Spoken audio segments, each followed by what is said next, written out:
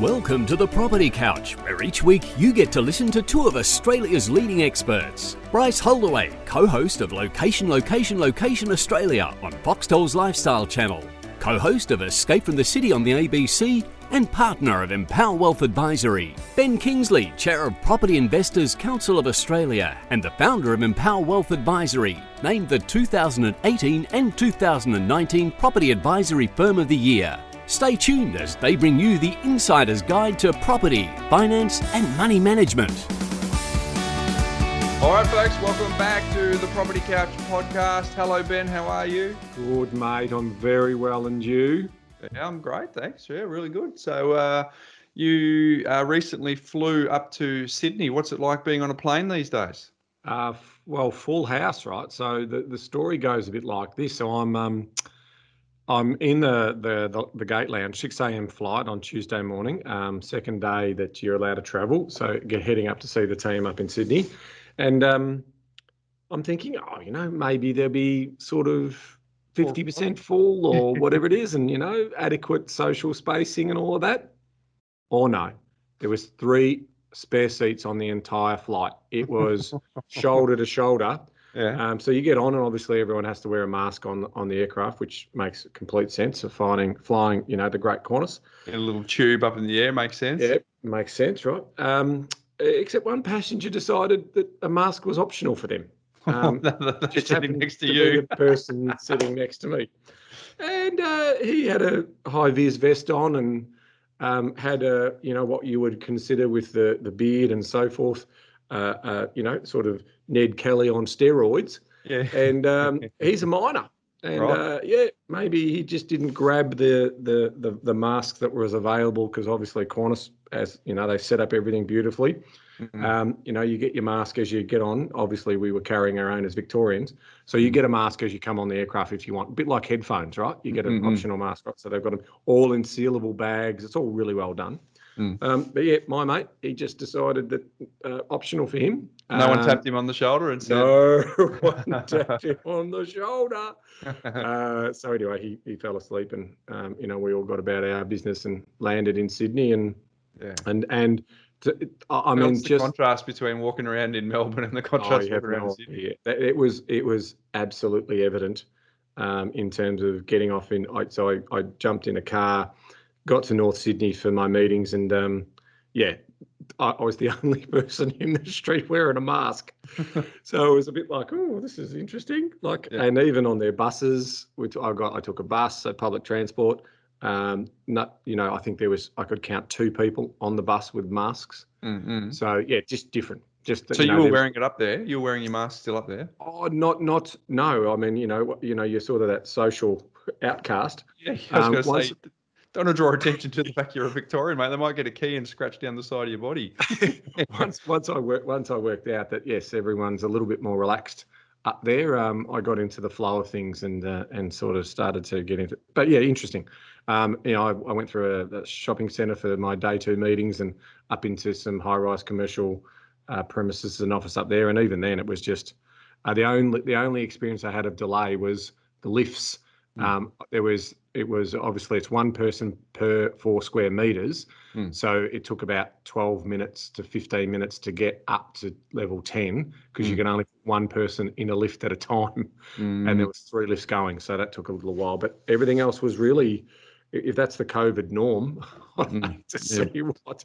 So it's good. I mean, it's really nice. It's a positive vibe up there. Everything's going pretty well up there. So good on them. They've been able to manage it far better than we have. And, Melbourne's, I was saying to you this morning coming into work today, I'm going to have to start using my little back street routes to get to the office because the traffic is almost back to crazy. Yeah, okay. It definitely feels also different back here in Melbourne as well. Well, you're back in Melbourne. You don't have to wear a face mask outside anymore, Ben. You just have to do it when you're inside. So yes. It's a nice all nice little baby steps. I got out of the car the other day with Andrea. We went for a quick walk around the park and we stepped out and it just felt weird to not be reaching for the mask. It was, yes. We've got to have it in your pocket, right? Yeah. Well, it's good to go just in case someone comes up. You're supposed to put it on, and If you line up for a snag, you're supposed to put it on. Yes.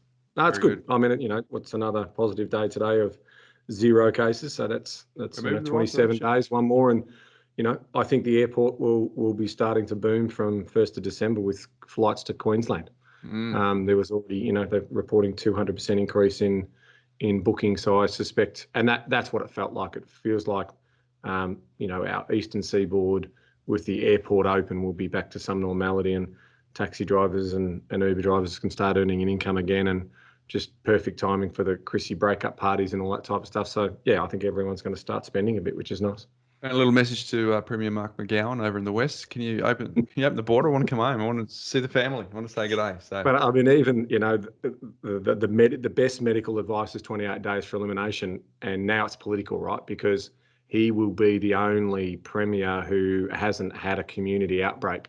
So that's what he's banking on. So he's now changing the laws to political advantage as opposed to medical advice, and that's disappointing. So hopefully you'll get the message from the rest of Australia that you can't do that just because you want bragging rights. Yeah, my dad's health isn't great, so it would be great for him to fix that so that I can go home and see him. But anyway, without the 14-day quarantine, because you can go, but yes, well, I can, yeah, but yep. My niece and nephew, you coming home for Christmas? Well, the idea of sitting in a hotel for 14 days without going out with my two boys is right up there with poking my own eye out with a sharp stick. So I'll get back to you. So, Black Friday, Ben. Tomorrow, yes. Depending on we're recording on Thursday, it's tomorrow. Depending on when you're listening, but we wanted to provide an opportunity for people to grab some Black Friday bargains. Yeah. So if you go to thepropertycouch.com.au/Black Friday, Ben, you can on actually Friday, or can you get a snake? Is there a little sneaky for those people who picked the podcast up at 3 p.m. today, Bryce? Ben, if I was someone who picked it up at 3 p.m, I'd actually just probably go and have a look and give it a go. How many Black Friday sales have started early anyway? I know. It's Black Friday. No, it's actually Tuesday. No, it's Monday. Oh, I'm going to go 3 weeks early next time. Well, we got an audiobook bundle, Ben, which has our audiobook. It has our Kindle version, has the supplementary PDF and the PDF version. You can get all of that for $9.95. So go and check it out. We're pretty much giving it away. So thepropertycouch.com.au/Black Friday. Go and check that out if you want to sort of put us into your ears for under $10. Go and do that. You've got an update, Ben, to landlord. Well, can I just ask with that sale, because I don't know the optics of it, is that available just for the day, or is it over? Like if you're listening to this podcast over the weekend? It's like we'd set that up for you to give me a lap, because I'd actually forgotten. But 3 days, Ben, you can have it for 3 days. Oh, nice. Midnight, Sunday night. Okay. So Sunday, hopefully if you're checking out this episode. It is 29th, Sunday the 29th, midnight. You can love it. You can do that. Stiggy and the crew have set that all up for us. So, hey, you put a shout out for landlord insurance update. Can you give us? Yes, I did. So for those who are in the Property Couch community on Facebook, we've had some good, good sharing of information, which is great. So on episode 312, I did put the shout out there to the community to share their information around landlord insurance, and mainly around rental default, and whether that any of the insurers are reintroducing it. And there's some interesting information there. Like Terry Shear has definitely come back into the marketplace. EBM have come back into the marketplace, but their premiums are 25% higher to reintroduce rental guarantee. And I'm more, that's a guarantee on the default, I should say. If the renter doesn't pay, you can put a claim in. Now, I'm thinking that's a little bit opportunistic, I'll be honest with you. So I'm asking more of the community to share their experiences and what sort of discounts they got, or what sort of premiums they're paying. We're building a little bit of a knowledge centre there for people if they want to check that out. That's at our Facebook Facebook page for the Property Couch, and you just scroll down through the news feed. Well, while we're on Facebook, folks, go and if you're not part of our community on Facebook, I certainly want to encourage you to do that. There will be a link in the show notes on how to do that, because next Wednesday we are going to do a Facebook Live on stamp duties. Clearly, there's been some activity in the marketplace around stamp duty. There's a recent announcement in Victoria. Before that, we had the New South Wales changes too, or the promoted changes up for discussion. So you and I are going to do a deep dive on that Facebook Live next Wednesday. So folks, it'd be around, I wish I could see Stiggy right now. I think it's around 1:30-ish. She might send me a little note, but but the thing is, if you can't make it, well, actually two things. If you could make it live, great, because we answer questions and that along the way. But if you can't, you can obviously see the replay if you're part of our community on Facebook. So I want to encourage you to head over there and be a part of that also, Ben. And also I want to call out to our LinkedIn, our Instagrammers, as well as Facebook folks, because as of December the 1st, we've been working on a project all month within our team here at the Property Couch, and we are seriously providing significant increase in our content. We will be posting every single day on all of those platforms, but the content is going to be a real educational hub for a lot of the frameworks that we've been talking about. Guest quotes, reminders of key ideas, reminder of key concepts. It really is going to be not just a resource to look at pretty photos. It is going to be a resource where people can get genuine content takeaways that you hear you and I talking about on the podcast. We put through all of our videos. We now got a really unique and creative way of showcasing that on our socials too. So I want to encourage whoever loves social media, if you love Instagram, head over there. If you love Facebook, head over there. If you love LinkedIn, connect with you and me personally over on LinkedIn, because as I say, we've been working on some stuff. It's really exciting, and I can't wait to roll that out too. And finally, for me, we've got a very special guest today. Folks, I just want to. Our whole team was listening to this when we recorded it, and the feedback was remarkable. So I want to just let you know we're in for a phenomenal guest today. Before we get there, today is the last that we are doing in our standard format, Ben, because from next week we're doing summer series, and there'll be 9 episodes showcasing transformations. And as I said last week and the week before, I certainly want to encourage people to dial into these, because they are really showing people who have done a significant job transforming their money management and their financial towards their financial peace, and they're just going to be easy to listen to over the summer series, so that you can commit while you're kicking back on holidays, walking, taking some time off. I certainly want to encourage you to listen to these, because they are going to be fantastic. And listening to our community instead of you and me bang on all the time, Ben, it'll be our community showcasing the transformations that they've had. Yeah, I mean, it's all about the inspiration and, people taking action, which is really what we're about in terms of inspiration, confidence to take action for those people who aren't already, or for those people who are, reinforce the decisions that you're making around organising your money management, and also, focusing on financial transformation. And nothing wrong with having some aspiration, people, in terms of, providing for your family, providing for yourself, building out wealthier tomorrows. Those things are definitely helpful for you. And as you know, through certain events in life, such as pandemics, knowing that you've got a nest egg or something behind you just takes a bit of pressure off when it comes to your mental health and state of mind as well. So I can't wait for the summer series. Yeah, we'll be asking lots of questions around how they've navigated pandemic as well. And the beauty of recording these days via online meetings is that I can look in the chat channel, and Stiggy and Emma have both told me that it is 1 p.m., around 1 p.m. for the Facebook Live next Wednesday, the 2nd of December, or also known as the 2nd of December. So check that out, folks. All right. Before we get to our very special guest today, I'm going to go through Mindset Minute. We're at part 3, how to win people to your way of thinking, in the book, How to Win Friends and Influence People, chapter 18. This is what everybody wants. So the big question is, what does everybody want? Well, wouldn't you like to have a magic phrase that would stop arguments, eliminate ill feeling, create goodwill, and make the other person listen attentively? Yes? All right, here it is. Ready? I don't blame you. I wasn't listening. My bad. Why stop? Why call that out now, mate? We're at 314 episodes. You haven't been 313. So here it is.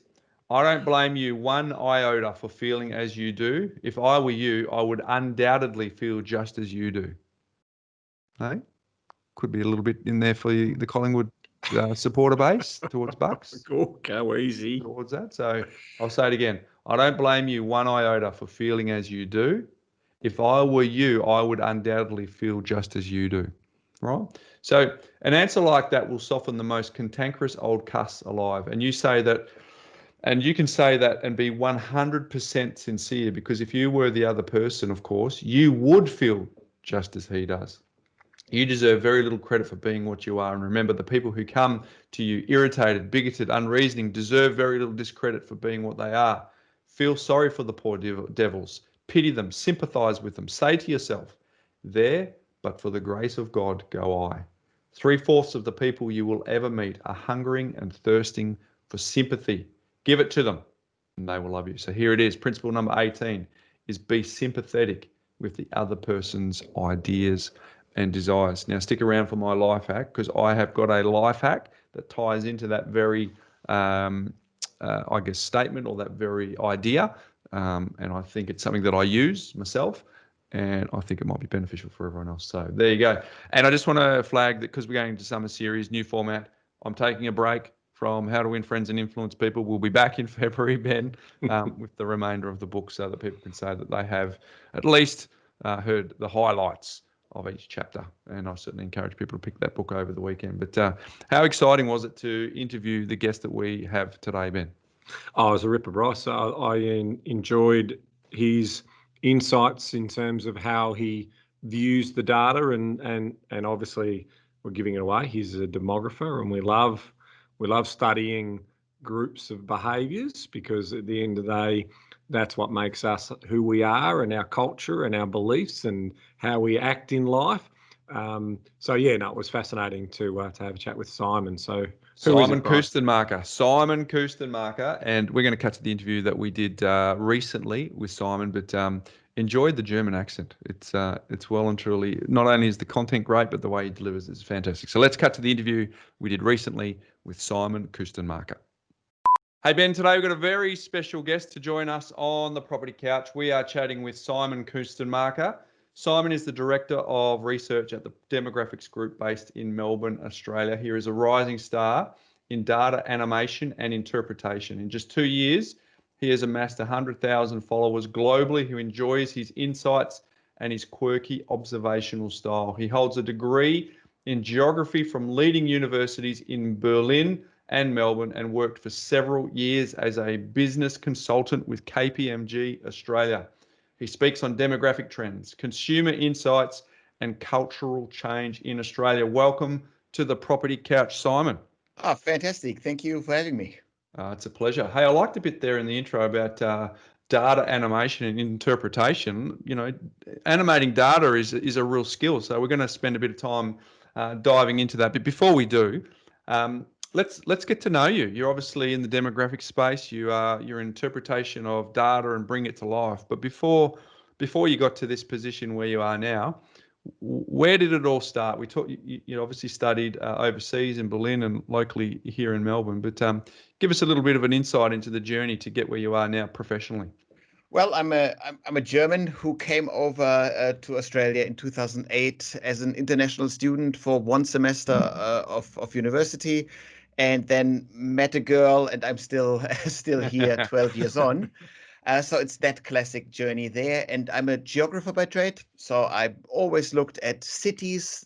Urban geography was my field of study. And then slowly, by accident, went into the demographic research field. Really, I worked as a data analyst for a couple of years, and then saw that there was a job available at a thing called KPMG Demographics, and it blew my mind that you could do just the fun bit of geography for a living. So I went on that job, and then with Bernard Stoll together, we founded the Demographics Group a couple of years ago. And we are doing specialist demographic research for all types of businesses that want to know how the world changes, how their market changes. And the property sector, more than any other sector, depends on demographics, simply because the number of people is the main driver for housing demand. So if there are more people, we need more housing. But then we want to know in a bit more detail what type of housing is needed, where and when, and how do consumer preferences change over time.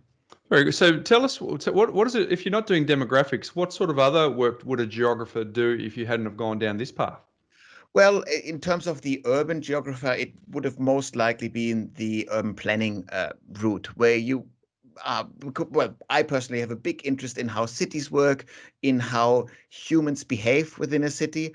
And so I'm a big fan and a big supporter of all things urban geography. I'm a big fan of town planners, believe it or not. So that's just fun fields to be operating in, just to make sure we live in decent cities and we make sure that our quality of life is nice enough. Simon, you sort of talk about that. We had last week. We had Jock Bing on the program, and he's been sort of in the property space since the late '60s, and we talked about in the early '70s that in Australia it was very much about the white picket fence and getting out to the suburbs with your Holden car, right? And a lot has changed as Australia has evolved and matured. So now we love cities, right? And we love, sort of interacting in those urban, dense locations. Why is that? And do you think that that's going to continue? So that question, or the answer to this question, has fundamentally changed over the last 8 months since we've been in Corona lockdown or post-lockdown Australia. The general trend that we were first talking about towards moving into the city, that came about simply because the nature of work changed. Back in the 1970s, when we think about Australia, we're thinking about the working class Australia, where sure, there are a couple of rich folks, there are a couple of poor folks, but essentially we all have middle class jobs, live middle class lives, have middle class dreams. These were the jobs in manufacturing, the heyday of the union movements in the 70s. That's the kind of stuff that we think of when we think about Australia. But we have transitioned out of this Australia for the last 50 years, really, where we now have only a very small share of the workforce working in manufacturing, in trade type jobs. And we have been transitioning towards a knowledge economy, where more people have those jobs that are tended to be situated in the office towers of the CBD. So therefore, all of a sudden, because those jobs that we created, they benefited from clustering near other jobs that are just like this. A banker needs to be near an accountant, needs to be near their clients. All those IT folks do jobs, that actually, even though they're digital jobs, they benefit from meeting in person. So therefore, everybody wanted to have their jobs in the CBD. So people, the ones that could afford it, moved reasonably close to the CBD. This is when the apartment lifestyle occurred. So everything concentrated in the CBD, in the city center. And so we created those star-shaped commuting patterns that everybody hates. Those full trams and trains and clogged highways in the morning and at nighttime or in evening. And it's a nightmare for a traffic planner to operate like this. And for house prices, it's a very difficult thing, because simply the closer to the CBD you go, roughly spoken, the more expensive housing gets. And so the poorer workers, because there's still people cleaning the offices in the CBD, they have to move to the outer suburbs of the big cities in order to be able to afford a house if they want to buy, or to rent cheaply or reasonably cheaply in the inner city. And that's where we got to just before Corona, before the coronavirus hit. And all of a sudden, the idea of the 60s of owning a house with a white picket fence and a bit of a backyard seems very, very appealing, because the city all of a sudden became a bit, dangerous, if you will, from a Corona perspective. And simply because the job location changed. Back a year ago, the job would have been in the city center tower.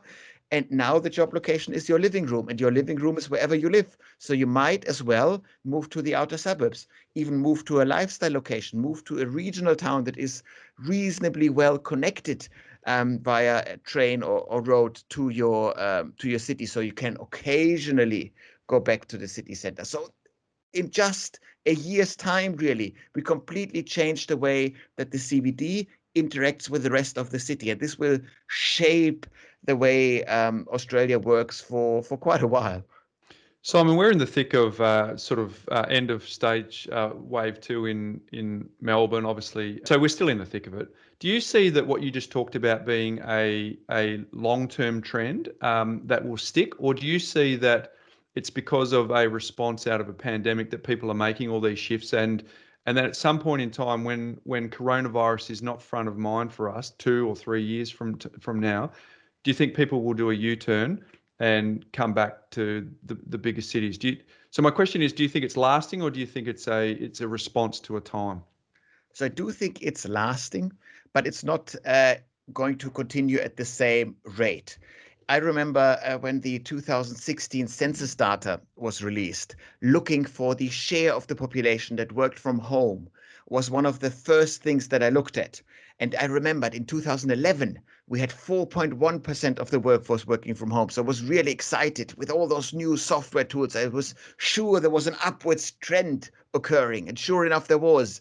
4.4% worked from home. So it wasn't quite the revolution that I might have expected.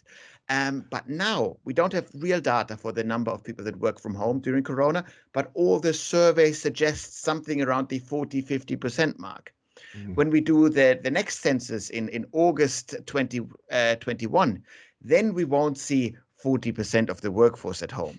But we also will see nowhere near as low a number as 4 or 5%. We will see 8, 9, 10, 15%, something like this. And the idea is now we during Corona, forced all the companies to trust their workers enough to do work from home. And so what people, once you give a nice thing to people, they are not willingly giving it up. So therefore, people will at least want to have the opportunity to occasionally work from home. That said, there are so many work tasks and work elements that are better done in an office close together with your colleagues. It's the camaraderie. It's also the idea of just team working, brainstorming, that's better done in person, no matter how good the software gets over time. So that means that all of a sudden we will see people coming into the office once, twice a week, if that. Ultimately, we are social creatures, right? We don't mind a bit of quiet time now and then, but if we have too much of it, we then want to go and mingle and network and be social. Do you see any changes happening in that regard, Simon? So the human nature is not going to change because of Corona. The idea of mingling, the idea of socializing is absolutely crucial. That also means that if we spend more time working from home, the time that we spend in the office will be increasingly of social, of collaborative nature.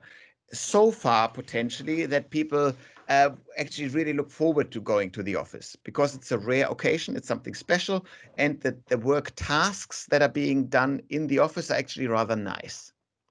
And that, of course, has lots of repercussions for a career, for example. As a young person, you will want to be in an office simply because there's so much learning that you get from your colleagues. You need to be visible in front of your bosses so that you are the person who gets the promotion. So that, again, won't change. But massively, we're already seeing the big players in the city center, all the big banks, all the big consultancies are already reducing their leases. So, some big companies that have 10 floors rented out, they're renting out 6 or 5. It's quite brutal.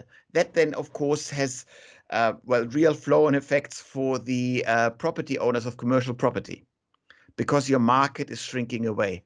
That said, the prime locations, a Collins Street, a Barangaroo, they won't be hit as hard as the secondary locations. So there is a bit of a reshuffling going on. And there are certain type of jobs that will be done in an office. You're not going to run BHP from your living room. And the upper management of BHP will also not do this from the living room. So you will have the top of the crop will be in an office. So in a sense, we're going to, amp up the level of quality of office space simply because you only have the fancy people in the top offices. Again, only for the primary office locations that is the case. Simon, do you think that is the standard of living in this country going to be changed, given that we're a developed economy, but now that we're going through the experiment that we've been through for the last number of months, it's actually just becoming normalized for people to be meeting via online meetings like what we're doing now. And even some of the more traditional business owners who would never have ever entertained the idea of a workforce working from home have been forced into it. And then over time, it's become normalized to them.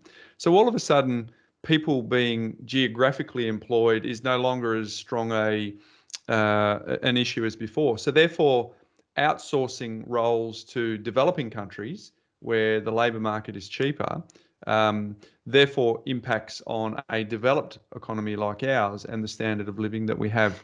Do you have a view on whether that's a challenge, or is that just that's just the price we've already been paying for being in a global economy anyway?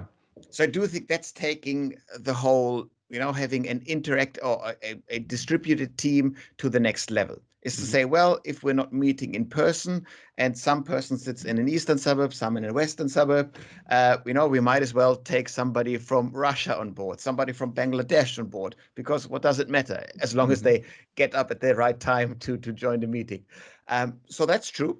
That's a potential risk. There is an element of just managing this that might just be annoying for people, just as simple as invoicing people, as simple as trusting people, as simple as people that live in Bangladesh are not going to fly over for the monthly big team meeting. So that makes it difficult. That also completely avoids all legal and tax questions that we might add to the mix.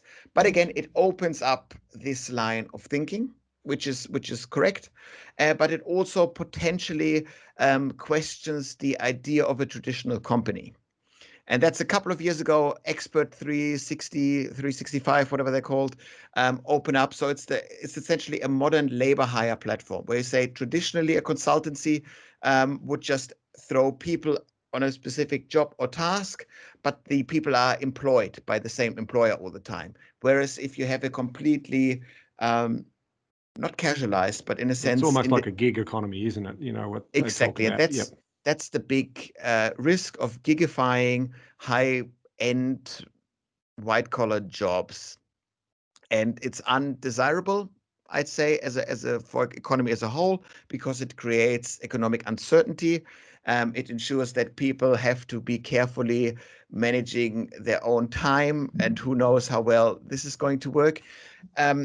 But work is changing. It's changing right now. And if we go back and just think about property, it means that if I'm not fixed on my office location, if we talk about central reference points when we make a housing decision. If I'm an international student, my central reference point is my university. If I'm an office worker, my central reference point is the office. If I'm also have a wife, then my wife has her office as a central reference point. We have a kid at school, the school is a central reference point. But out of those reference points, you pick geography where you might be willing to live. And so we wouldn't consider, we live in Melbourne, we wouldn't consider the Gold Coast because it would be a bit of a commute. So we don't do this. But all of a sudden, if we take those central reference points away, maybe we could move to the Gold Coast. We could move to Byron. We could move inland to a tree change location. All of this is possible all of a sudden. And it is not the majority of people that will choose to follow, these ideas, but some people will. So there will be a strengthening of regional locations because of this, because people are free to choose where they live. But this will not be the tiny towns of Australia. These will be regional centers. We are largely talking about a highly skilled workforce that has the luxury of making these housing decisions this way. And so they will pick the large regional towns that have a couple of fancy hipster cafes, that have a nice enough, fancy enough high school to send their kids to. All of these basic quality of life measures that they might be after. Good connection to an international or at least local airport, which is why a location like a Ballina in New South Wales is actually really well positioned, because they have this. It used to be a tiny airport, is slowly growing. And so you see how this piece of infrastructure is actually boosting a whole geographical area. It's fascinating, isn't it? Because, this social experiment, which is what it's been, right, forced on us. Some of the initial thinking from managers and leaders was about that trust around productivity. You know, if I send my people home, I don't know whether they're doing the washing, the ironing, or whether they're checking the emails or whatever. One of the other interesting parts about that is, you know, productivity was really, really strong. But the question I've got for you, Simon, was that productivity really strong because you were locked down and you only had a 1 hour, you know, walking or leisure time, and so really, what else could you do? I mean, you caught up on all the Netflix. There was no footy. There was no sport playing for a moment there, and Yeah. so everyone was on their laptop being very productive. I suspect that's going to be interesting in terms of how habits start to relax. And if you put me in Byron, I mean, I'm going to be out on a paddleboard. I'm going to be out quite regularly, and I'm wondering, you know, what does that mean in terms of, you know, that 8-hour day or getting that really high productivity out of those workers. So, funnily enough, research even before Corona suggested that people who work from home work longer hours, that they are more productive, simply because if you measure the time spent in an office, you do chit chat a lot. Which is very important for many aspects. But if you measure sheer productivity, sheer work output, you are more productive at home as long as the task is clear. If there's more creative work where you just need to come up with a thing, apparently that's really you benefit from being around other people. There are so many challenges, though, from working from home, and there's beautiful research separating workers into two different types of work preferences. There are the separators. These are the people who prefer to draw a clear distinction, a clear line between work life and private life. And these people struggle working from home. These are the people hating working from home, because where is the line? It's so hard to actually keep that apart. And then there are the integrators. These are people. I am one of those integrators. I'm very happy jumping from deep work to managing the baby, to eating, to quickly putting out the garbage, to working again, to taking a phone call, to working, you know, late at night, early in the morning, but taking time for the gym in the afternoon. All of these kind of things are very easy for the integrators. So there is also a simple personality type element to the whole working from home bit, where a certain type of person is just suffering from working from home. These would be the first people lining up at the elevators once the offices are open. You put your hand up, Ben. I take it you're the not the integrator. No, I need you're the clear separator. delineation. I will do my 12-hour day and then get home, and that's it. Switch off. I think I'm the integrator. I'm a bit like you, Simon. Hey, when you, as a demographer, Australia's this big empty island with not so much population, particularly compared to some of our the economic output we have compared to some of the bigger population centres. Who do you look at as being just a couple of chapters ahead of Australia for us to get insights into what's next for us? What country or location is most resembles where we are maybe 5-10 years ago?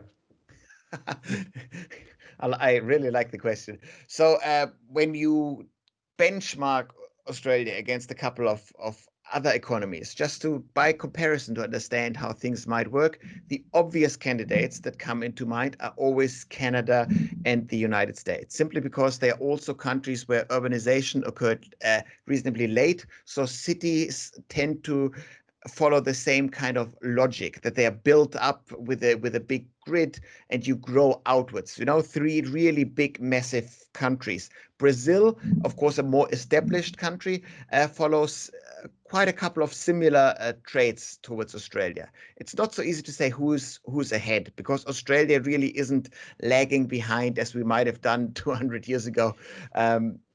That's not the case. In terms of urban development, the goal really is to position us. Where does Australia fit in the global landscape? And I'm always raising this question of, where in the world do you want to spend your time, your energy, and your money? And if I'm thinking through this, I'd say, well, I'd want to be ideally in an industrialized democracy where the rule of law is guaranteed. That'd be my first basic wish. So that leaves North America, that leaves Europe, it leaves rich Asia, and it leaves Oceania. in very rough geographic terms.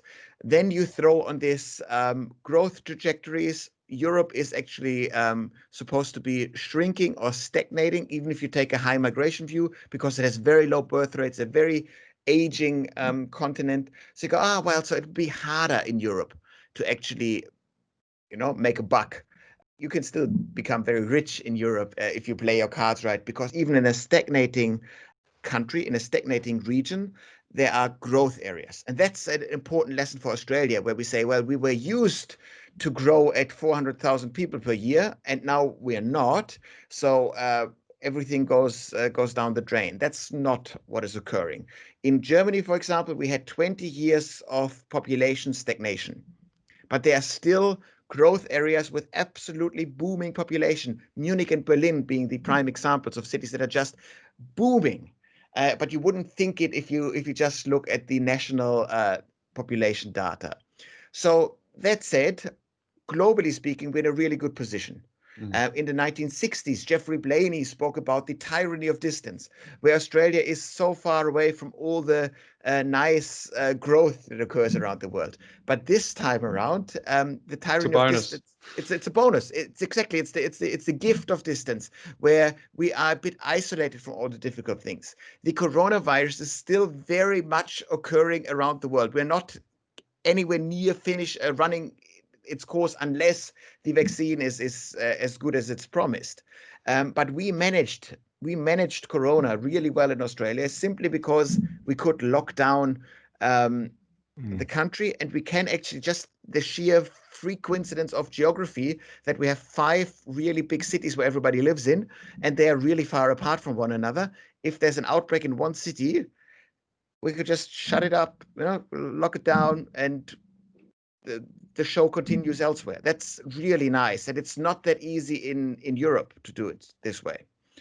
So we benefited from this time around. And I do think when a young international student of 2021 or a young skilled migrant looks at the world and goes, where do I want to live? Well, of course, Europe is an option. I think particularly the UK will continue to be an option for many. So will Canada. If you look at the last couple of years of news around the US, I do think the attractiveness of the US as a location got a bit diminished.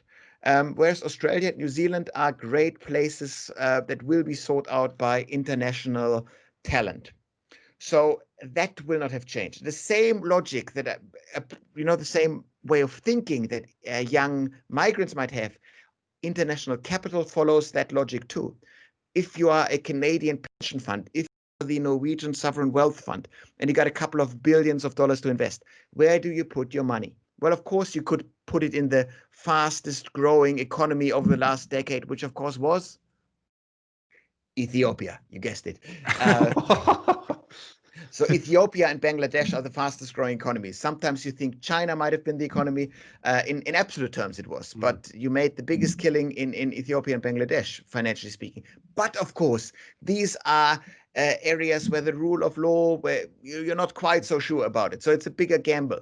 But a pension fund, a European or North American pension fund, they have a growing portion of their workers in the retirement phase. Of their customers, the retirement phase. So they look for stable growth rather than high risk boom growth. So where are they going to invest their money? They are looking for a nice growing vanilla economy. And that's what we got. Yeah, that's exactly what we got. Because you guys, yourself and Bernard, are sort of suggesting that the superpower that we have in this country is a lot of what you just said there in terms of how internationally attractive we are. But the fact that our economy punches out of its weight division given the size of our population. Can you talk a little bit about what you see through the 20s as this, clearly the planes aren't landing now, but when they do start landing again, what will that mean for this country, and how will that shape the decisions that we should be making around what properties we should be buying?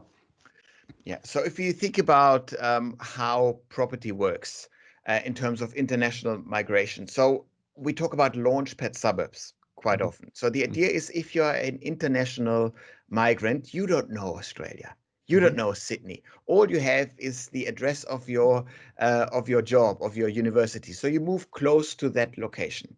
And then after a couple of years, you've spoken to many of your friends and colleagues, you looked at enough real estate websites, and you slowly understand how the city works. And then eventually your housing behavior ends up looking like the housing behavior of anyone else. So that means that in times of high migration intake, these Launchpad suburbs, which are near the job clusters and near the uni clusters, are absolutely booming. And they're providing the housing, the 1 and 2 bedroom apartments that those new arrivals need. At the moment, and for the next 2-3 years, these Launchpad suburbs will be massively hit.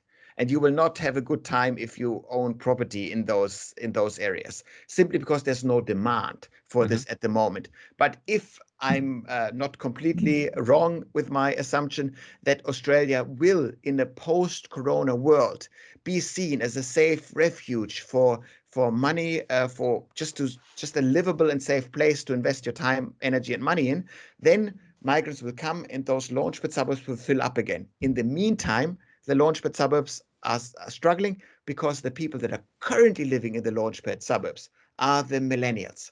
And the millennials, the biggest procrastinators to ever have walked this continent, invented the gap year, stayed at university for longer, started work later, started partnering up later, started having kids later, started buying homes later. All of this is now happening. Millennials are finally having kids, and now they need 3 to 4 bedroom homes because they have kids, because they need a Zoom room to work from home occasionally. So that means the big millennial population cohort, a big generation, is moving to the suburbs where the 3 and 4 bedrooms are available. And so they're emptying those Launchpad suburbs, those inner city suburbs. And so those will struggle because the next generation to move into those suburbs, Gen Z, it's a smaller generation anyways. So there would have always been a gap. But now the smaller generation isn't so keen to move close to the university if the university only offers online. So you stay home with mom and dad for a little longer. And again, so we see how the regions, the outer suburbs where the big houses are available, become more attractive in the short term, and the CBD becomes less attractive in the short term.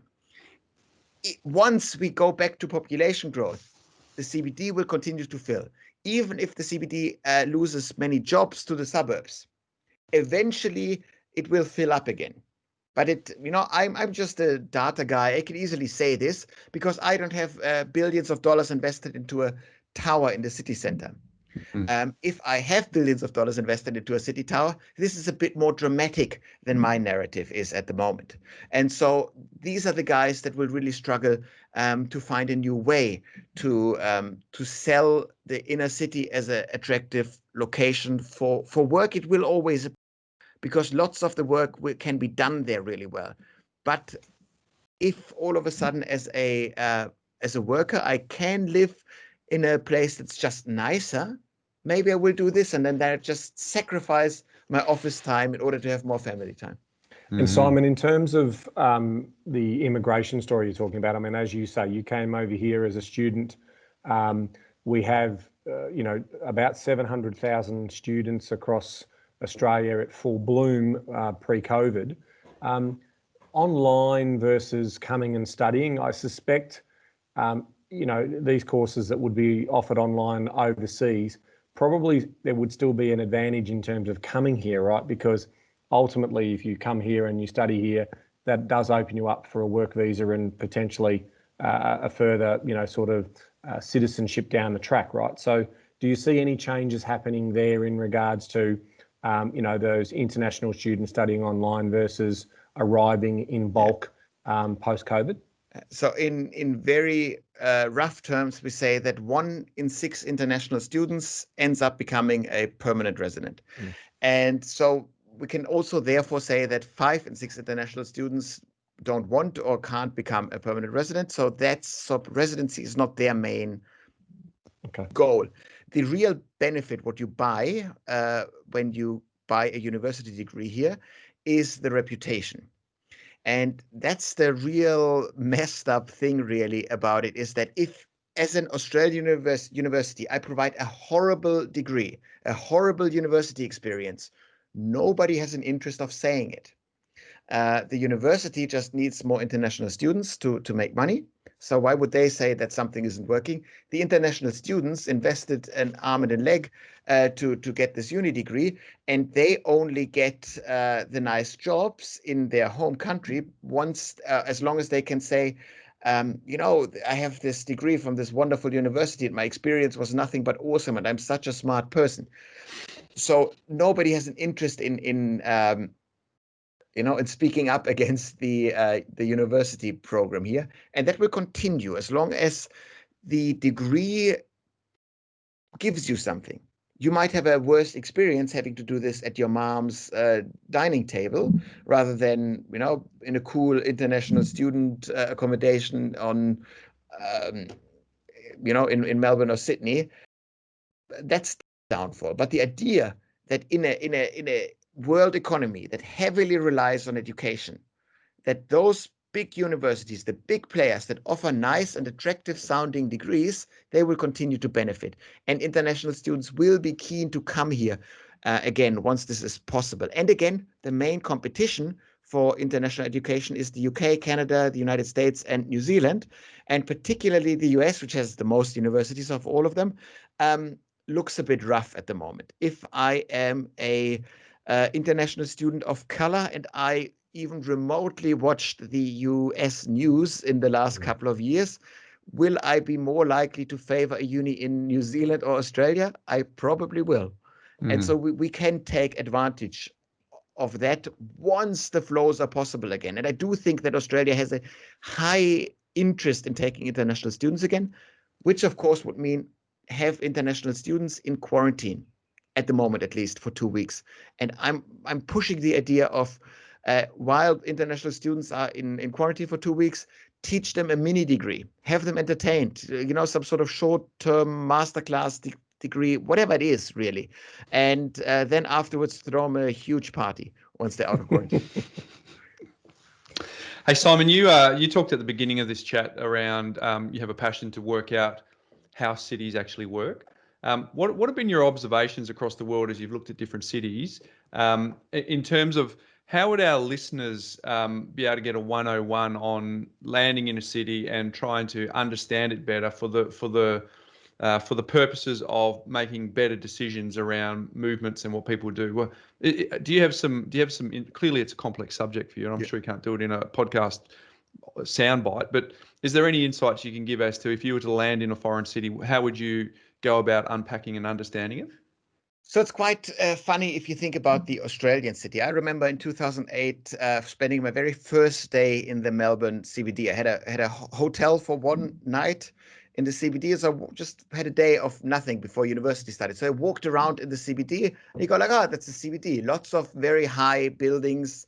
It's kind of nice. You walk around, you get it, and you walk out of the CBD, and you immediately enter suburbia. You enter quarter-acre blocks. This is Carlton, the area. You go, why is this next to the CBD? It makes no sense from a European perspective, where you traditionally in a European city, you would have a CBD, where buildings are a bit higher. Then you'd have a big middle ring of suburbs where you have 3 to 4 to 5 stories of your buildings, and then you enter suburbia.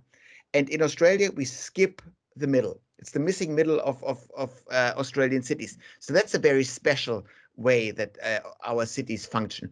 It's a matter of space. It's a matter of having only recently developed. And that leads to our cities in Australia have one central CBD, and then you move straight into suburbia. We talk a lot about secondary employment clusters. And I remember when Plan Melbourne came out, the big strategic planning document for Melbourne. I was in a room full of urban planning professionals and geographers and whatnot, and I spoke up in favor of the plan. Said I love Plan Melbourne. It's a really great document because it pushes the idea of secondary employment hubs, of taking jobs away from the CBD, opening them up in Frankston, in Footscray, in Box Hill, just really spreading the load. It's best urban planning practice. And I said, it's great. I really like the document. And so an old veteran urban planner, almost like an old pirate guy, spoke up and said, I hear you, young man. but give me your email and I'll send you a document. And sure enough, later this afternoon, he emailed me Plan Melbourne 1954, which had the exact same secondary employment clusters drawn on the map. And the lesson here being that urban planning can do only so much in order to motivate jobs to go this way. If jobs benefit from being close, clustered together in the CBD, they will. If then at the same time, while we wish to move jobs to the outer suburbs, then opening up the CBD and doubling it in size. What we've done in Melbourne is we created the Docklands. So we doubled the CBD in size. In Sydney, we added Barangaroo. So we just added the nicest, fattest bit of the CBD on top. And then we wonder why the secondary employment hubs don't work. So that doesn't work. If we built the CBD and you still hope that the secondary employment hubs work, that doesn't work like this. Now with COVID, all of a sudden, there's this real chance that the distribution of jobs work differently. And then people will move to different spots and places. And the one exemption from this rule of our big cities is Brisbane. And from an urban planning perspective, we wouldn't talk about Brisbane. We would talk about Southeast Queensland. There's this big continuous urban mass that includes the Gold Coast, the Sunshine Coast, and Brisbane. And the local mayors who they run their own fiefdoms. They wouldn't like to hear this, but essentially it's one mass. And so it's this long city with 3 CBDs and several airports. So you have a nice connectivity into the big urban mass from different points, which is why the house price pressure isn't as concentrated in Brisbane as it is, or in Southeast Queensland, as it is in the other big cities. So that's, it's just a freak coincidence or a historical coincidence, if you will, that Brisbane grew this way, but they're now benefiting from it. Traffic in Brisbane is much less horrible than it is in Sydney or Melbourne. Yeah, interesting. Can you, Melbourne and Sydney, and you touched on Brisbane, always get the headlines, but can you give us some observations around other cities that don't always get the headlines, specifically observations about Perth, Adelaide, and maybe even Tasmania or Hobart specifically? So I always want to point out South Australia. I want to point out Adelaide. At first, I'm originally from Munich, which is a city exactly the size of Adelaide. So I kind of feel familiar in the in terms of the scale of the city. And it's a ridiculously green city, and I'm quite frankly puzzled why it's not growing faster. Only because it's the hottest capital in the world.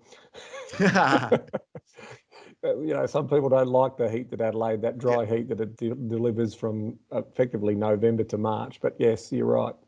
So I do think it's a potential growth area that is, I think, only not growing because of jobs. Jobs always come first. And if the jobs are a bit freer to choose where to be located in, there will be a push towards the secondary cities. And that would particularly have Adelaide and Hobart in it. We could, to a very small degree, Launceston could be included into the big surprise cities. It's a growing city because it has a good airport connection.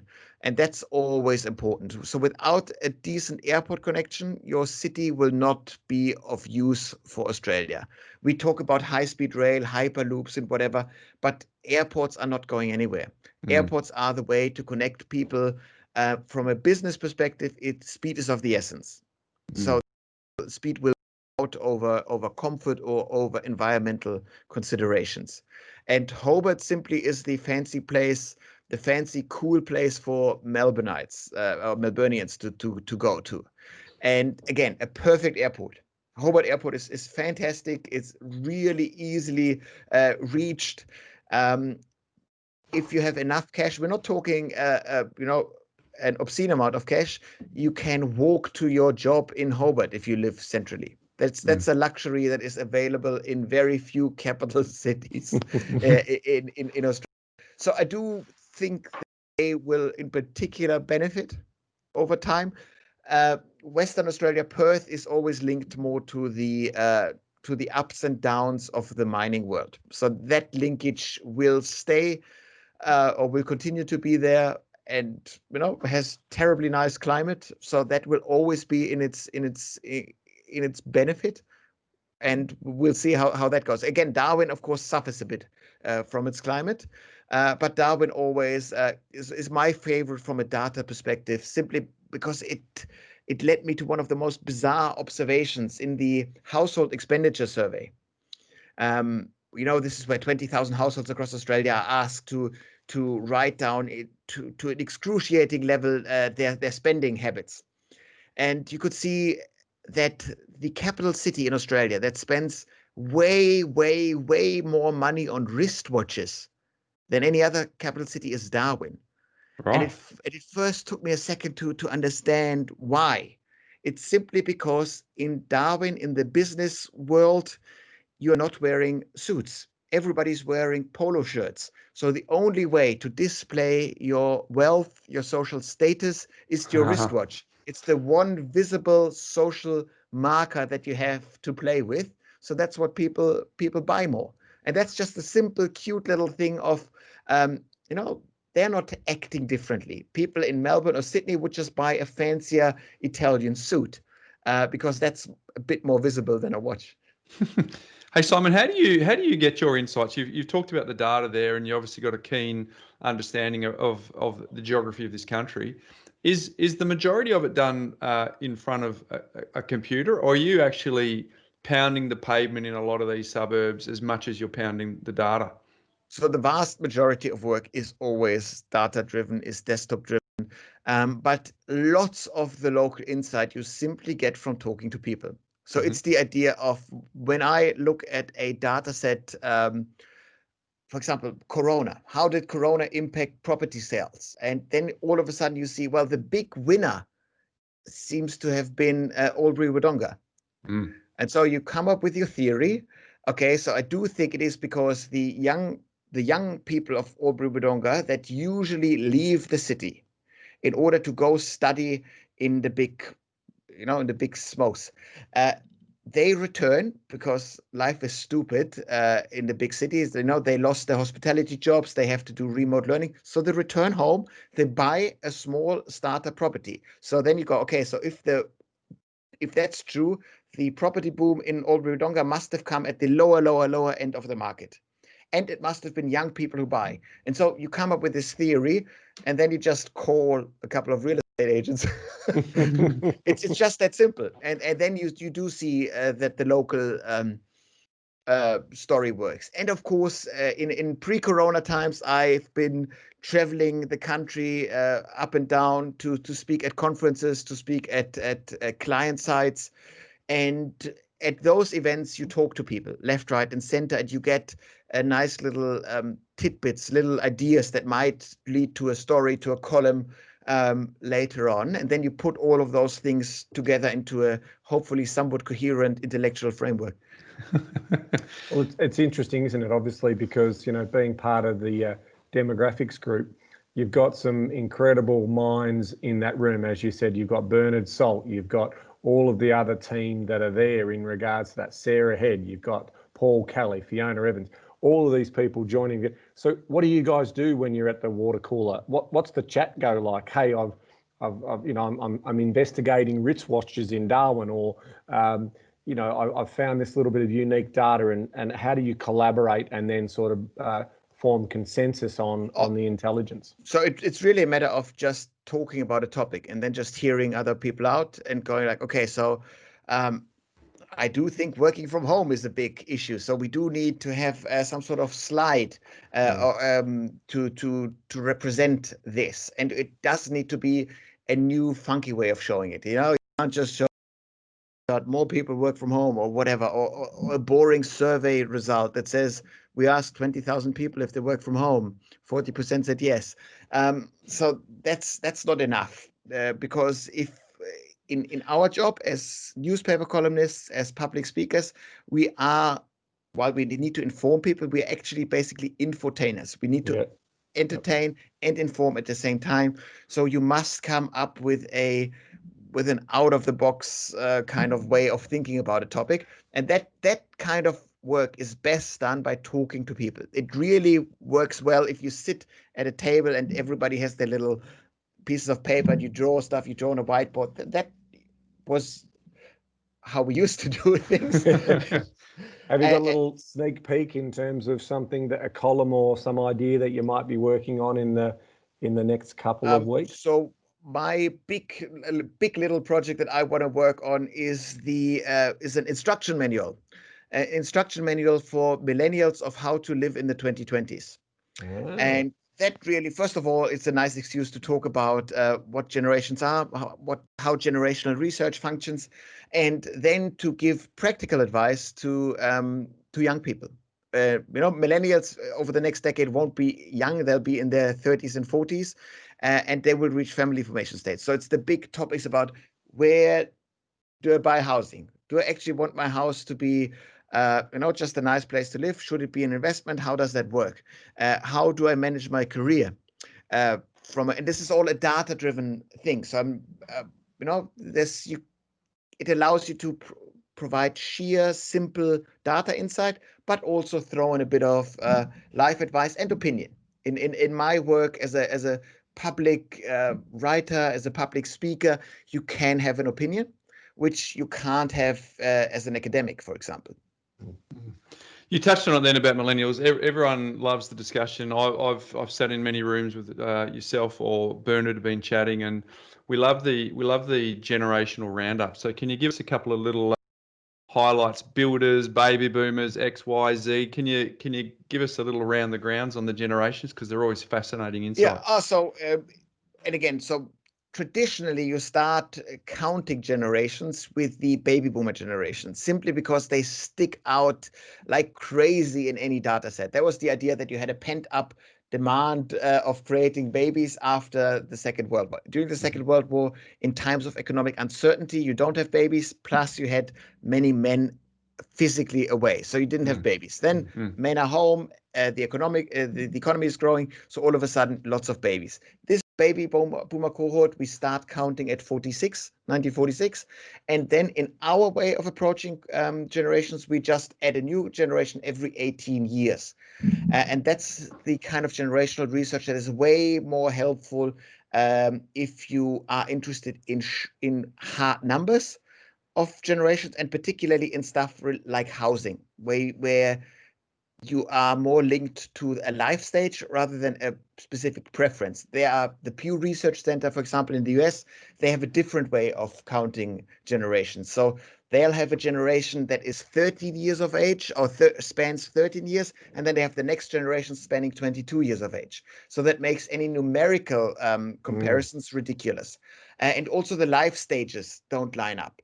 But they say, well, maybe this generation was more impacted by a certain type of political development and that. So if you look at more political trends, the Pew approach might be more helpful. But all of that said, the generations are really just a nice shortcut to talk about big chunks of population at a time. And just to say the generational differences just means that as history progresses, we do things a bit differently.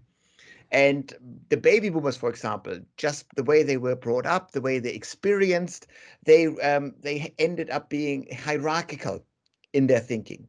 So they ran hierarchical organizations. And simply because they were the largest birth year in Australia, in the United States, there were 3 presidents in the United States that were born in the same year, 1946. Or 47, whatever it was, Bush, Clinton, Trump. So you had the first Bush, that is. So you had just the impact that this large generation had, not just financially, but politically, socially, is huge and is reverberating up until today. And after the baby boomer generation, Gen X came. Gen X is a reasonably small, actually very small generation, that happens to be sandwiched between 2 very large generations. And therefore, when we talk about generations, we just skip them, which is a shame. So Gen X born 64 to 82. 64 to 82 in our definition.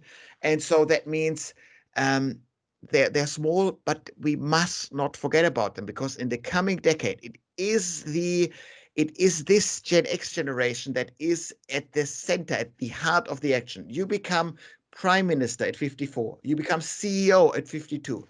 So these type of jobs fall smack bang into the age group of Gen X over the coming decade. That means that the Gen X values will be very much setting the political tone, the political agenda over the coming decade. What is this agenda? Well, it's a generation that is very practical. So I always joke and say that the Gen Xers research every feature of every leaf blower that they purchase to death. So with Gen Xers, don't moralize when you market to them. Just show them the hard facts, show them the features that work with it. The moralizing bit, the blaming, the guilt stuff works with boomers, it works with millennials. The millennials being the kids of the boomers. But it doesn't work with Xers. And the Xers, of course, brought many interesting things to the table. They are the generation that invented work-life balance, that brought gender equality to the table. So that means, in my opinion, that once this generation is leading organizations, we'll do so much more progress than anybody thinks in terms of gender equality, equal pay, generous parental leave policies. All of this will improve massively just because we have those folks setting the political agenda. And then the generation after this, the millennials, are born between 82 and 99. They are the largest generation at the moment, simply because baby boomers already start dying. And the millennials at the moment are still at the end of migration intake. So we still take a couple of millennials in with our migration scheme. Well, not this year, but usually. Mm-hmm. And so the millennial generation is a generation that is really focused on purpose. And they are positively obsessed with purpose. And it's the idea that, you have millennials who sit on 6-digit cushiony jobs in banks and consultancies in the CBD, and they are miserable. They hate their life. They hate every second of it. And they wonder there must be more to life than this. And so millennials, as they are, and I'm including myself in this, what do they do if they have an existential crisis? They go onto YouTube and they type in career advice, and they get the same story every single time. I once was stuck in a 9-to-5 job, working for the man, hamster wheel of work. I hated every second of it. Simon Sinek coming into play. That's exactly Simon Sinek's story. And then one day I discovered my true purpose, my true meaning of life, and I created a startup. And now I jump out of bed every morning because the work is so exciting, and I jog to the office. Life is great. And if I can do it, so can you. And this narrative will lead to 2 developments in Australia. The first one is actually rather positive. It will lead to more young millennials having a go, starting a company, trying to create meaningful work, whatever that means. It might even lead to some big companies taking the social corporate responsibility stuff more serious. That's wonderful. But more than anything, this will lead to what I call work image issues, which is the office equivalent to body image issues. Body image issues being where you look at these sexy models and bodybuilders on Instagram, and then you look at yourself and you go, it could be better. And this is exactly what a whole generation is experiencing at the office, at work. And why is that the case? Well, I hear the baby boomers say, well, why don't you focus on your families? I focus on my family. That's where I get my meaning of life from. Well, millennials don't just yet at scale have families. Back in the day, you hear your grandparents say, well, the meaning of life comes from God, comes from the higher power. Well, it's an atheistic generation, so the meaning of life doesn't come from God. So you, of course, then attach the meaning of life to that thing that you go to 10 hours a day. So, of course, you then burden your job with the task of providing meaning to your life, which is a bit too much burden to carry for many jobs out there. And again, at the moment, we have an economy running 13 million jobs in Australia. Will we be able to align those 13 million jobs perfectly with the individual passions and purpose of our workers? No, we won't. So that's a big problem. And if you manage millennials in your workforce, please be aware of this being real issues That's real suffering that that young people go to. So be aware of managing this. And as a young person, as a millennial, the good news is that this will probably wear itself out over time, simply because you are now moving into family formation. All of a sudden, you will have a little human in your house, and then you can just say, I'm willing to sacrifice, or I'm working hard so that this little guy can have a good life. So it changes the perspective. But if you're in this in-between phase, which is really long if you think about it, your purpose of life is kind of like thrown at you at school because you have to just do this. But then from 18 till you have kids in your mid-30s, you have almost 2 decades worth of, I'm not sure where the meaning of life comes from. Mm-hmm. And that's a big generational issue for the millennials. And if we talk through continue the generational game, the next generation are Gen Zs. That's the Greta Thunberg generation, the kids of the Gen Xers. So whereas the Gen Xers were a practical generation, the Greta Thunberg generation is hyper practical. This is actually, if you think about the Friday for Futures movement, it was not overwhelmingly a moralizing program. It was just a program that constantly said, listen to the facts, listen to the science. That was the whole message. The whole beauty and brilliance of this movement is that the demands were so impossible to argue against. Every now and then there was a bit of moralizing happening, but really it's just a fact-based generation. It's a generation also that grew up with mobile phones being the norm. Every other generation, at least occasionally, looks at their iPhone and goes, whoa, that's a really cool machine. I can't believe I have this thing. But the Gen Zs, this is the first generation for whom this is normal. The Gen Zs first look to global issues because they're globally connected by default, and then look to local issues. That means climate change first, local bike path second in their mind. So if you market to Gen Z, you want to draw the connection between your product, your service offering, and the larger story. That works actually for Gen Zs.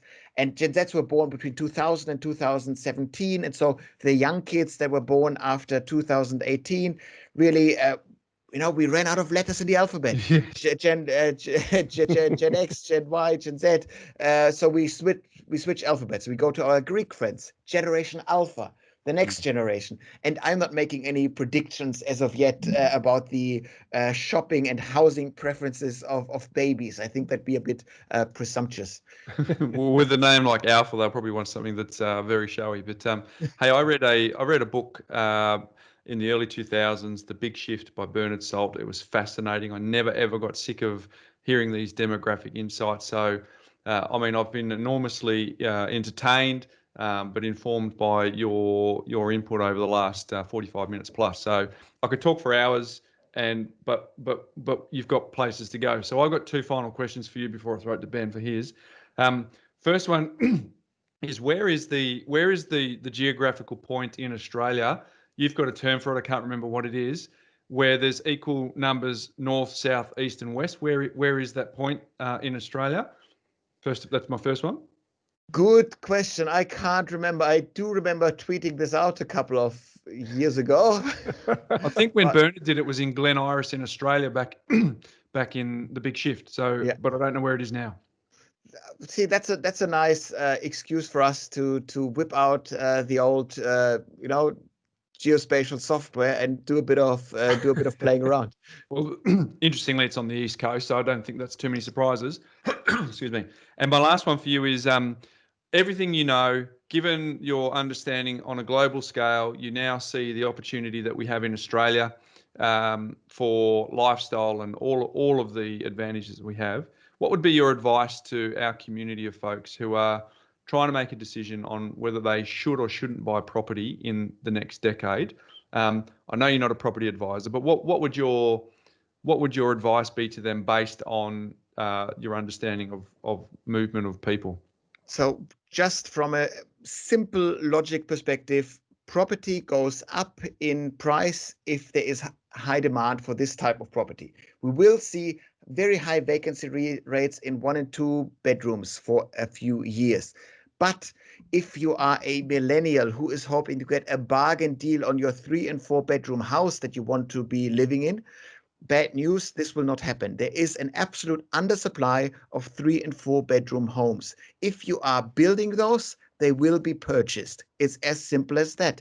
And the one of the problems, if you will, if you want to call it a problem, is that baby boomers who are currently empty nesters, who live in 4 or 5 bedroom homes in the middle suburbs of Australia, they are not downsizing. There's this whole talk about baby boomers downsizing, taking their money and moving to a nice lifestyle location. Isn't occurring at scale. It's not.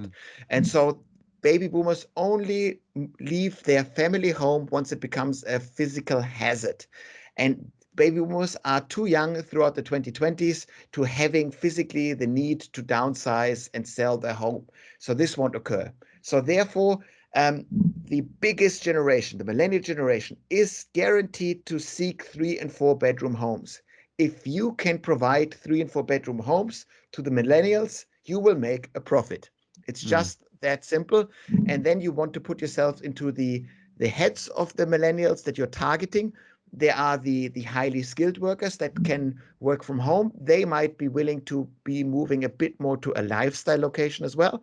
And then you have the middle and lower skilled workers who can't really leave the does that much, and who will need to live to an outer suburb in Melbourne. This would be places like Tanit or like Druin in the east, for example, where the lower income millennials will seek their large family homes.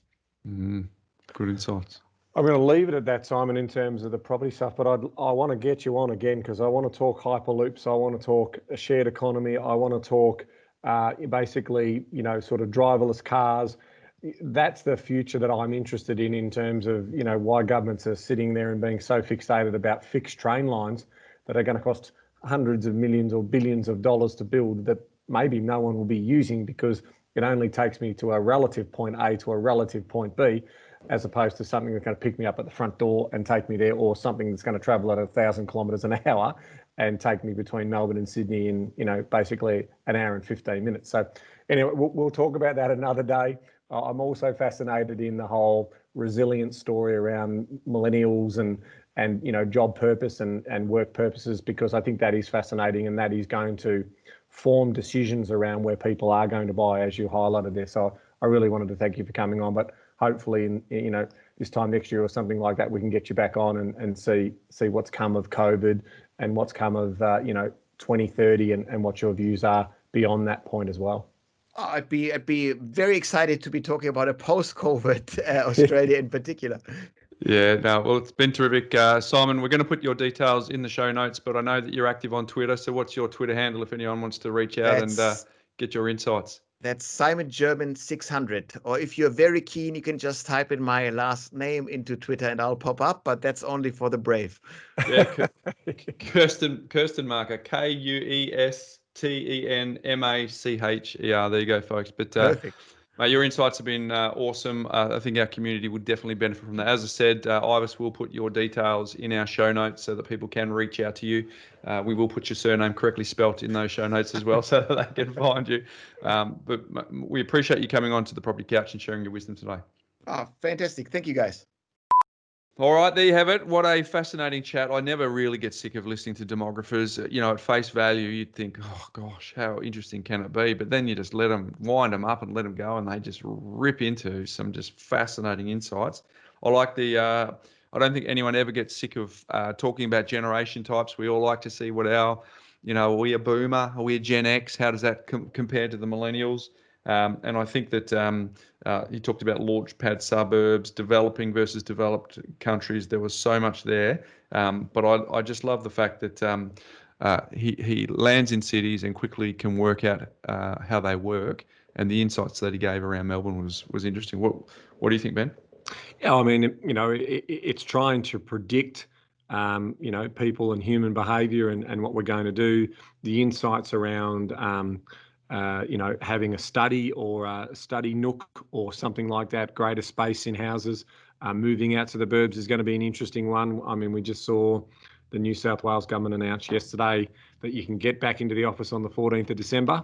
So the 4 square meter rule is going to be looked at. So yeah, it is going to be fascinating in terms of the people who are desperate to get back into the office and desperate to have that city vibe feeling, and that versus those people who are going to retreat to the suburbs, and whether that's going to be a thing, right? I mean, if we remember, the whole observation of September 11 in America and cocooning, we did see a cocooning event here, and then sort of what happens after that cocooning event. So I'm fascinated, and I could talk to people like Simon and Bernard for days on end, and in terms of how they cultivate ideas and then validate those ideas through the data that they're looking at. It's just fascinating.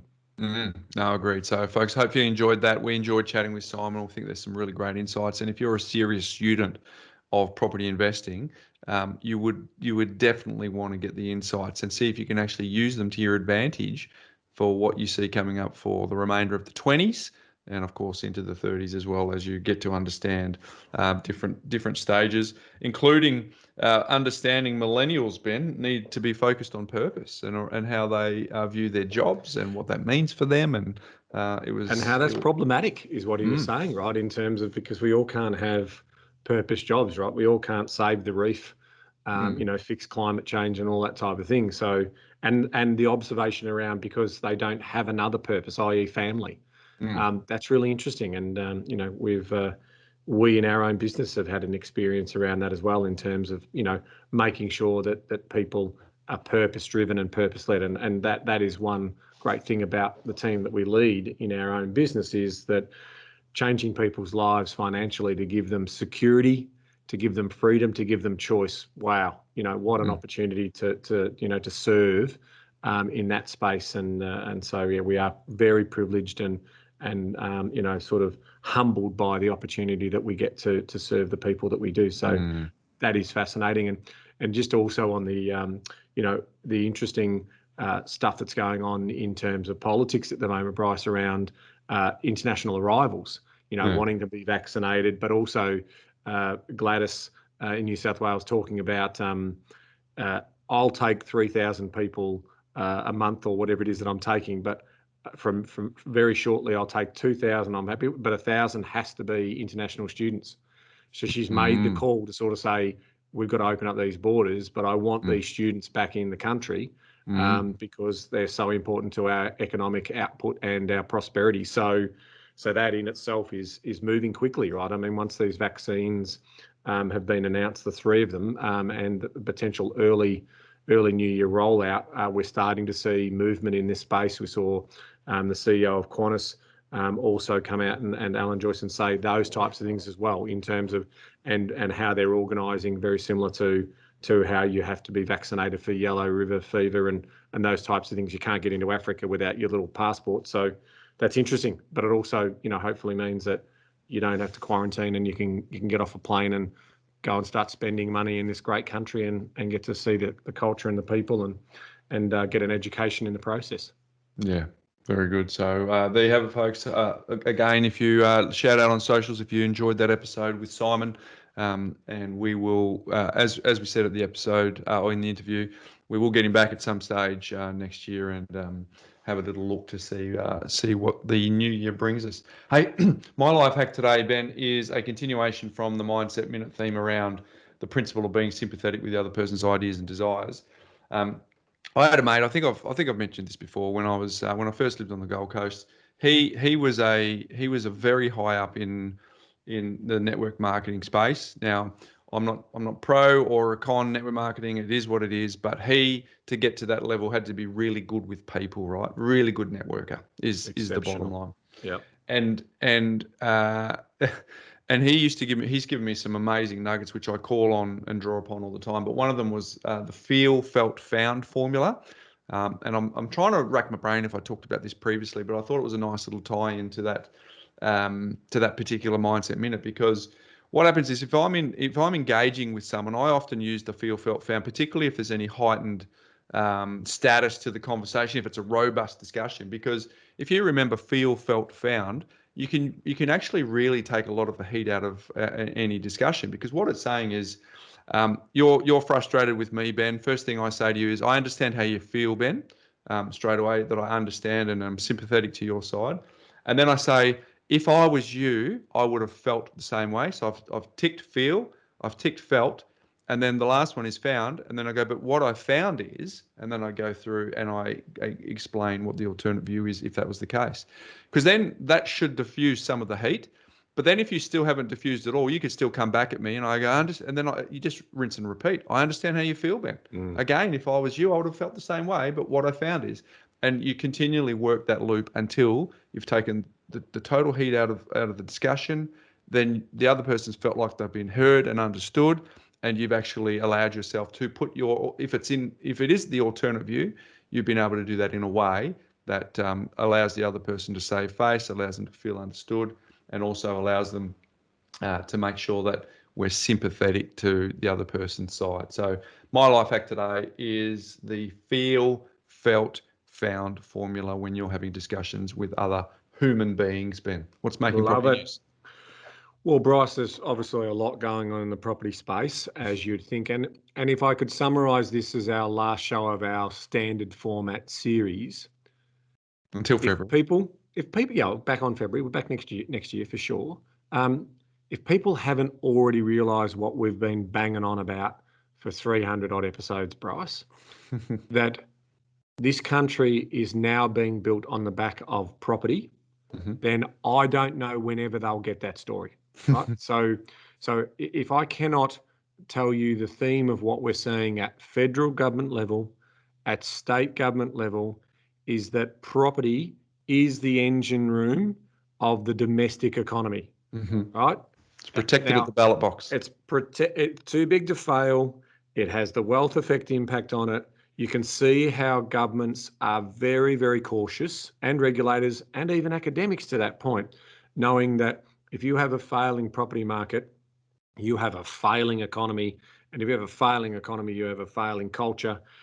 So they are very protective of what we're seeing here. Now, what's obviously clear illustrations of that, I mean, they are throwing billions and tens of billions of dollars at the property market for job creation. Giving everyone free stuff. Yeah, so to making sure that it's stable, so there's not a debt crisis. There is so much that they're doing around that. So obviously, in terms of what we've talked about, I'll do a quick summary of the New South Wales. They're introducing a potential opt-in policy. We're going to take a real deep dive into that. So in general, if I take my property hat off and I think about the broader economy, I'm saying that it's probably got merit across the broader economy because I think it is an economic driver. I think stamp duty is definitely a lazy tax. It's not a productive tax. So we'll talk more about that. But the one I want to just talk about, obviously we had stamp duty in Victoria. So 50% stamp duty for newly built or off the plan properties. So that obviously means under $1 million until 30 June next year. So that's going to drive demand and put pressure on value, which hopefully if everyone feels like their properties are going up in value, that's the wealth effect and they'll start spending more money. And on existing homes, it's eligible for 25% waiver. Now, there has been no definition for owner-occupier for investment purpose. And so we believe it is for investments as well. All right. So unless the government we made a mistake, we didn't put that in the copy, it's only for owner-occupiers. At this point in time, as we go to air, we believe it's for any purchase of any property, which is really good. Now, I've mentioned and applauded the Andrews government before on this particular policy, and I think it is a ripper.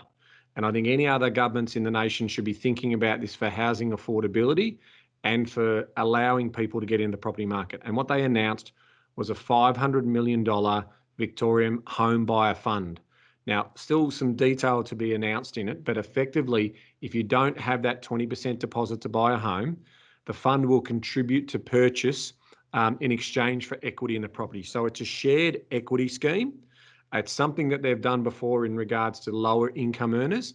So it sounds to me like they're building up a bit of a war chest. Now, why is this such an important and win-win policy? Well, I've said it before.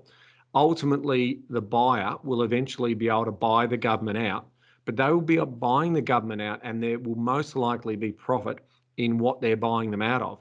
Now, what does that profit do for the government? It allows them to keep that fund growing and to help more people getting into the market.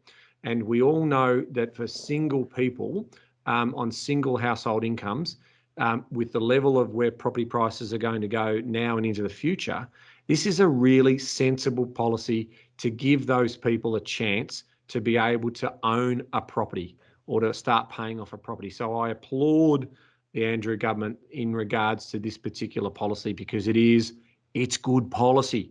So well done there as well. And then obviously the other big news this week in this particular space was the government hopes for a 50% land tax discount to be introduced in 2022 to attract what we call build to rent developments and boosting the housing supply. They're aiming to get another 5,000 affordable rental properties in effectively the Melbourne market would be where they need to be, and same in Sydney.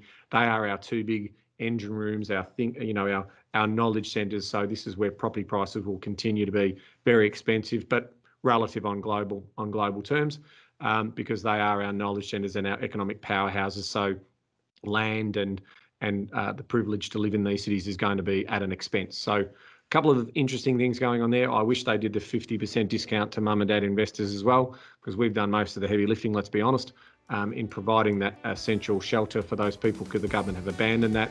There was also obviously an announcement around public and social housing spend as well. So plenty in there for the lower end of town and those people who are battling in these uncertain times. So some good initiatives in there, Bryce. There is.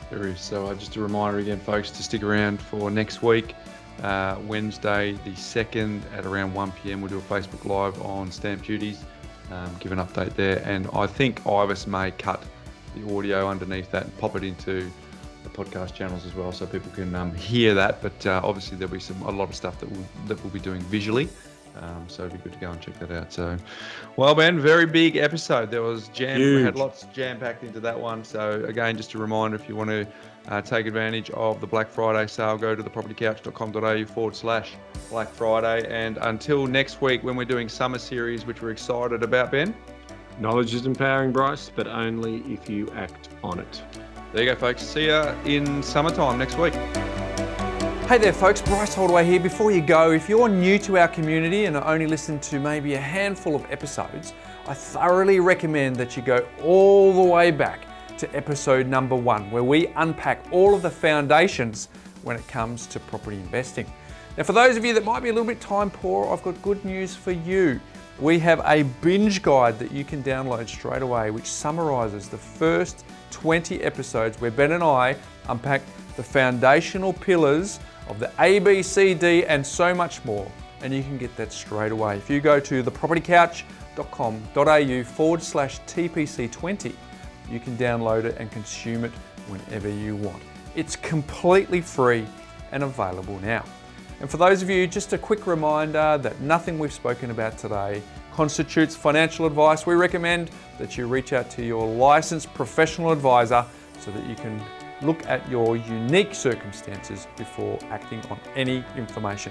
Now don't forget, go to thepropertycouch.com.au/TPC20 and get your binge guide today.